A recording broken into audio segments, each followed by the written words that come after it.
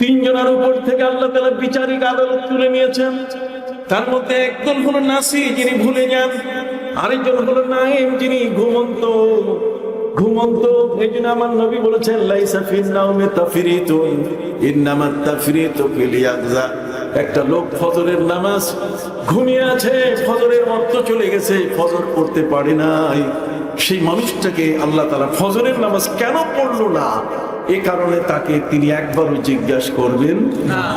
জিজ্ঞাসা করবেন খালি একবার একটা কথা, আর সেটা হলো যে তুমি ফজরের নামাজটা যাতে কাজা না হয়, তুমি এর আগে কি ব্যবস্থা নিছো?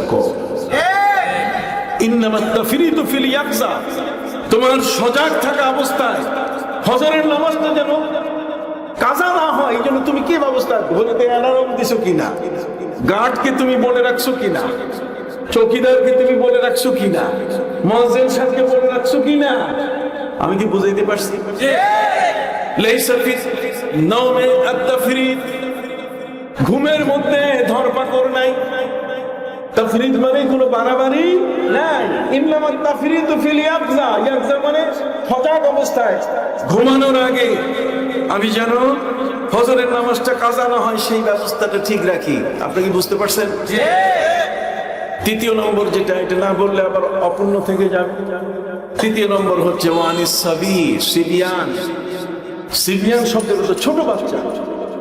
ছোট বাচ্চা যদি কোনো অপরাধ করে তাকে আদালতে, বিচারিক আদালতে নেওয়া যাবে।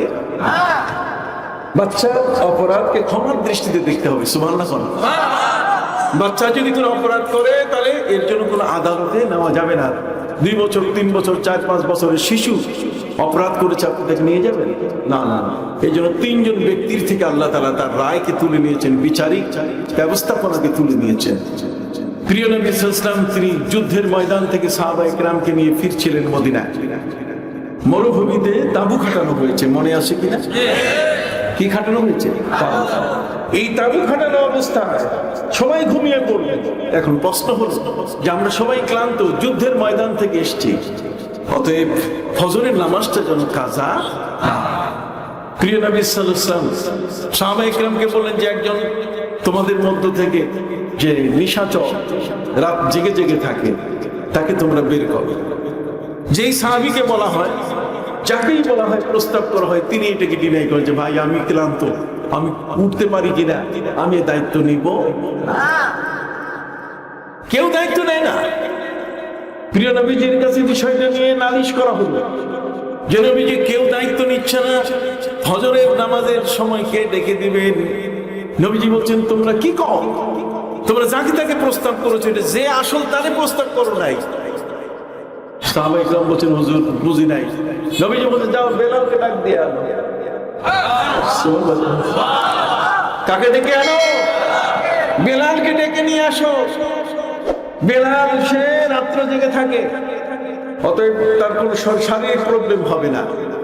হযরত বেলাল রাদিয়াল্লাহু তাআলা আনহু নবীজি ডেকে বলছে, বেলাল আজকে পাহারাদারি তোমার, ফজরের নামাজটা যেন ছুটে না যায়। বেলাল বলছে হুজুর আমি রাজি। আমি কি রাজি? হযরত বেলাল এখন কি করবে? মোবাইল টিপবে, হ্যাঁ, ফেসবুক চালাবে, ইউটিউব চালাবে, না ক্যারাম বোর্ড খেলবে? কথা বল না। ইমানদার ব্যক্তির কাজ কি? এগুলোই শিখবেন, এগুলোই শুনবেন। হযরত বেলাল রাদিয়াল্লাহু তাআলা তিনি রিপোর্ট করলেন, সেদিন রাতের বেলায় আমিও যুদ্ধ ক্লান্ত একজন মানুষ ছিলাম, যুদ্ধের ময়দানে আমিও কষ্ট করেছি, বিশাল লম্বা পথময় হেঁটে এসেছি, অতএব ক্লান্তি আমার চোখে মুখে থাকার পরও আমাকে যখন ফজরে সবাইকে ডেকে উঠাবার দায়িত্ব দেয়া হলো, হযরত বেলাল রাদিয়াল্লাহু তাআলা বললেন আমি আর অন্য কিছু করলাম না, ও সাল্লাইতু মা সাল্লাইতু, আমি তখন নামাজ পড়া শুরু করলাম, শুধু নফল নামাজ পড়া শুরু করলাম। কি করবো, সময়টাকে তো ক্যারাম বোর্ড খেলে আমরা নষ্ট করি, মোবাইল টিপাটিপি করে নষ্ট করি, কি বলি ঠিক না? সারা দুনিয়ার জাহান্নামটা মোবাইলের মধ্যে ঢুকাই দেওয়া আছে। কথা বোঝেন ভাই? একটা লোক যদি জাহান্নামে যাইতে চায় তাহলে এই মোবাইলের মধ্যে তার কি আছে? বলবেন যে হুজুর আপনি এটা রাখছেন কেন? এটা বন্ধ করে রাখছি, খোলা নেই। কতক্ষণ না কান আমরা একটা মোচড় দেওয়ার ক্ষমতা আছে। অনেকে এটার কান মোচক দিতে পারে না, এটার কান ধরে এটাকে শাসন করতে পারে না। আপনি শাসন করতে যেটাকে পারেন না ওটা হাতে রাখবেন না, আর যেটা শাসন করতে পারেন ওটা কি রাখবেন? হাতে রাখবেন। মনে থাকবে কথা? শাসন করবেন, তার মানে নোংরা ছবি আপনি দেখবেন না, খারাপ জিনিসগুলো আপনি দেখবেন না, ভালোগুলো যদি আপনার মনে পড়ে তা আপনি দেখার চেষ্টা করবেন, তারপরে দেখবেন আপনার সময়ের অপচয় হচ্ছে কিনা। ওয়াল আসরি ইন্নাল ইনসানা লাফি খুসর। আপনার প্রত্যেকটা বিন্দু মুহূর্তের মূল্য কিন্তু অনেক বড়। কবরে যাওয়ার পরে আর আপনার সময় কোনো হিসাব হবে না। কথা বলুন, কবরে যাওয়ার পরে আপনার কতটুকু অংশ আপনি নষ্ট করেছেন, ভালো করেছেন, এগুলোর কোনো হিসাব নিকাশ হবে না। হযরত বিলাল রাদিয়াল্লাহু তাআলা তিনি বললেন, ও সাল্লাইতু মা সাল্লাইতু, আমি কি করব? ফজরের সময় পর্যন্ত আমি শুধু নফল পড়া শুরু করলাম।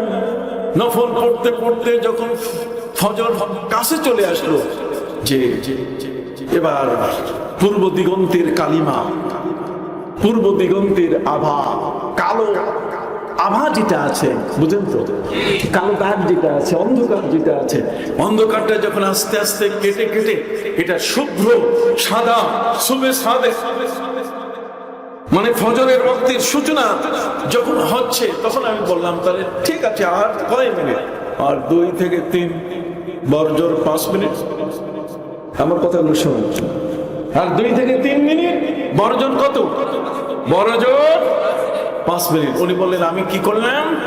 আমি সেই উটের হাওদা, উটের মধ্যে উপরে যে পালকি থাকে, সইওয়ালা পালকি, আগে গাড়িয়াল ভাইয়ের গাড়িতে, গারোয়ানের গাড়িতে কি থাকতো? সই থাকতো। এখনো রিক্সার মধ্যে কি আছে? সই আছে। ওই আমি ওইটাকেই বুঝাইছি, কথা বুঝতে পারছেন? এই যে সই, উনি বলছেন যে সইটা রাখা ছিল উটের হাওদা, উটের পিঠের উপরে, আর সেই হাওদাটাকে আমি হাওদার এইভাবে হেলান দিয়া আমি ওই সুবে সাদেকের সকালটার দিকে চোখ দিয়ে আমি তসবিহ পড়ছি। তসবিহ পড়তে পড়তে আমি ঘুমাই পড়ছি। আর কাউকে আমি ডাকতে পারি? কঠিন ব্যাপার না? কেউ দায়িত্ব নিতে চায় না। নবীজি যাকে দিকে দায়িত্ব দেওয়ালেন, আর সেই লোকটি দায়িত্ব পালন করতে গিয়ে লাস্টে এসে উনি বলছেন আমি সাল্লাইতু মা সাল্লাইতু। বড় চমৎকার কথা। এই হাদিসের এই কথাটা শব্দটা যখন আমি শুনি, তখন আমাকে মনে হয় হায়, কত সময় নষ্ট করছি, ইবাদত বন্দেগীতে দিতে পারি। আর হযরত বেলাল বলছেন আমার সময় আমি অপচয় করি। এই ফাঁকা টাইমটা, এই টাইমটা ফজর আসার আগ পর্যন্ত সময়টাতে আমি কি? আমি নামাজ পড়ছি। কি পড়ছি? নামাজ। নামাজ হচ্ছে পৃথিবীর শ্রেষ্ঠ ইবাদত। আমি শ্রেষ্ঠ ইবাদতটা করছি, কিন্তু যখন আমি তাদেরকে বিষয়টা ঘুম থেকে তুলবো, তার আগে একটু শুধু ওই যে হেলানটা দিচ্ছে, এই হেলানটা দেওয়াই আমার কাল হয়ে গেছে। কত বল না? আস্তে করে চক্ষু কি হয়ে গেছে? বন্ধ। আর মানুষের চক্ষু যখন বন্ধ হয়, নবী করিম সাল্লাল্লাহু আলাইহি ওয়াসাল্লাম বলেছেন জানা আমার রাজুল ইস্তারাখাত মাফাসিল, মানুষ যখন ঘুমায় তো তার সমস্ত অঙ্গ প্রত্যঙ্গ ঢিলা হয়ে যায়, নার্ভাস হয়ে যায়। কতক্ষণ না একটা জয়েন্ট আর একটা জয়েন্টের থেকে আলাদা হয়ে যায়, তখন ওই মানুষটার আর দিক দিশা কিছুই থাকে না, এলিয়ে দিয়ে ঘুমিয়ে পড়ে। সবাই ঘুমের মধ্যে নাক টানতেছে, নাক টানতেছে, এটাকে বলে খাররাটা। খাররাটা মানে সবাই নাক টানতেছে। দেখাই দিতে হয়, এগুলো কতগুলো হাদিস আছে যেগুলো বলতে গেলে নিজে প্র্যাকটিক্যাল দেখাই দিতে হয়। কত বুঝতে পারছেন? খাররাটা টানছিলেন, তো খাররাটা যখন দিচ্ছিলেন, খাররাটা মানে নাক ডাকা। অনেকে আছে এমন নাক ডাকে তার পাশেই শোয়া যায় না। ক্লান্ত মানুষগুলো নাক ডাকছে, এই নাক ডাকা ডাকা অবস্থায় সবাই ঘুমের সাগরে, ঘুমের মধ্যে বিভোর। সর্বপ্রথম সূর্য উঠে গেছে নবীজির মাথা মোবারকের উপরে, চেহারার উপরে যখন সূর্যের আলো পড়ছে, নবীর চোখ খুলে গেছে। নবীর নামাজ কাজা। তিনি যাইয়ে বেলালকে যাইয়ে যা বেলাল, ফজরের নামাজ গেল কই? বেলাল, সূর্য উঠে গেছে, ফজর গেল কই? দেখেন দেখেন দেখেন নবীজি কত বড় মহান একজন রাসূল।